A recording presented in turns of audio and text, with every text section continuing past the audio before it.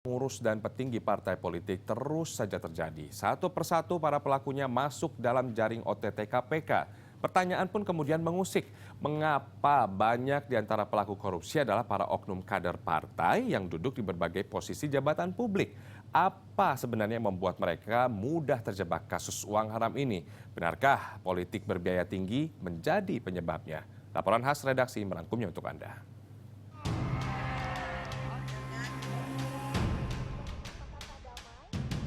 Tidak banyak yang tahu seperti apa dapur sebuah partai politik dijalankan, sehingga tetap bisa memutar mesin politiknya sesuai strategi sekaligus target pengurusnya.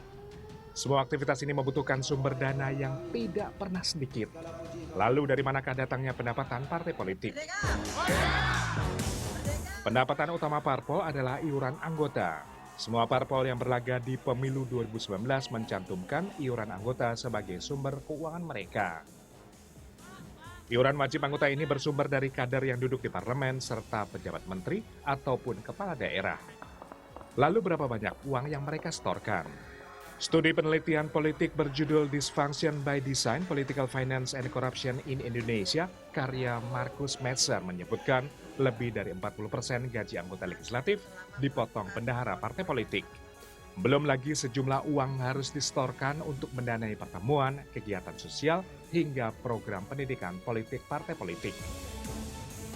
Pendanaan partai itu diambil katakanlah dari anggota partai yang dia menjadi pejabat, misalkan di legislatif, dari anggota DPR, dari ketua fraksi, atau dari pimpinan DPR yang menjadi kadernya, atau dia juga mendapatkan pendanaan dari kader partai yang ada di eksekutif seperti menteri.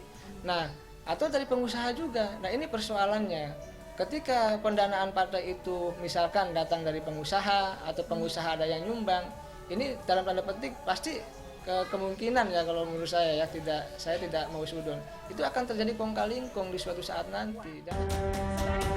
Selain dari sumbangan dan iuran anggota, parpol juga mendapatkan jatah anggaran dari negara lewat APBN atau APBD. Di era pemerintahan Gus Dur, parpol mendapatkan Rp1.000 per suara sah di pemilu 1999. Beberapa kali aturan ini sempat direvisi dan terakhir 4 Januari 2018, Presiden Jokowi menetapkan setiap parpol yang memiliki kursi di parlemen disuntik uang negara antara Rp1.000 hingga Rp1.500 per suara sah. Pertanyaannya kemudian, apakah sumber pendanaan resmi ini cukup untuk menggerakkan roda partai politik, terutama di masa jelang pemilu seperti sekarang? Biaya jelang pemilu termasuk kampanye melibatkan uang yang sangat besar, termasuk biaya pasang iklan di media sekaligus fee konsultan politik bagi kandidat. PDIP contohnya yang menghabiskan sekitar Rp69 miliar di pemilu 1999. Jumlah ini meningkat signifikan di dua pemilu berikutnya, yakni Rp376 miliar di pemilu 2009 dan Rp720 miliar di pemilu 2014. Di mata pengamat, politik berbiaya tinggi seperti ini membuat anggota sekaligus pengurus partai kalang kabut untuk mencari sumber pemasukan tambahan, sehingga sebagian oknum mulai tergelincir pada licinnya jebakan korupsi. Penangkapan OTT Ketua Umum P3 Romahur Muzi menambah daftar panjang ketua umum partai politik yang tersangkut kasus korupsi memalukan. Ketua Umum P3 sebelumnya Surya Dharma Ali juga pernah tersandung kasus uang haram seperti ini. Persoalan pendanaan partai disebut sebagai biang keladi ketua umum partai politik mengebut target pendanaan partai, terlebih jika partai ini terancam tidak mendapatkan banyak suara di pemilu.